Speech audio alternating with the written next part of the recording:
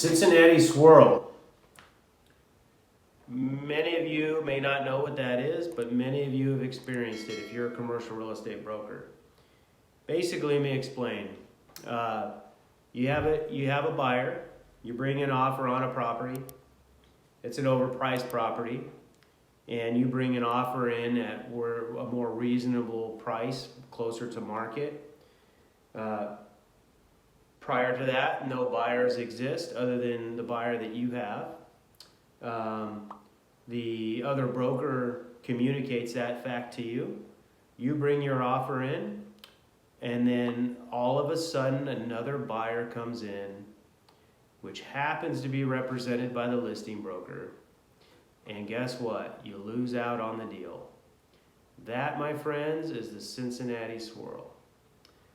No offense to Ohio or the city of, I just made that up random. I don't know why I call it Cincinnati swirl. It sounds funny to me. But you've all had that. It's happened to me more times than I wish it has. But it goes back to the idea of Plato's Republic. And basically what was said in there is the idea is what is justice, right? And does the just person live a happier life than the unjust person? And to me, people were going to do that. People will pick money. People will do the unethical thing many times. They'll take your number. They'll go and call a client and say, hey, here's the deal. You just need to come in a little bit higher than that, and we have the deal. And they'll do it because they want to double end. They want to double end the commission. And you know what? They're going to do it, and that's okay. And you're going to say many times, and I've had this mental mindset in my head and this consideration, is it's not fair. And it's not fair. It isn't fair. And it's not right. And it's not just. But the reality is that person, those people that do that kind of stuff, they think that the money itself is what's going to make them happy. But really, they're putting themselves behind, and they're creating a system for themselves in their lives that's going to ultimately lead to unhappiness. In the entire book, this one right here,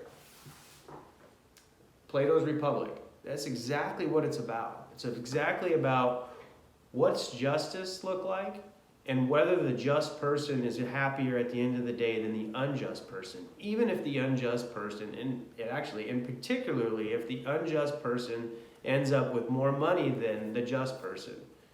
The Greeks say yes. Doing the right thing makes a difference in your life. And ultimately, guys, which is what we're all after anyway, right, is to be happy. And the Greeks say, and I agree with them, that doing the right thing is going to lead to happiness in your life, even if you end up on the losing end, even if you get the Cincinnati swirl.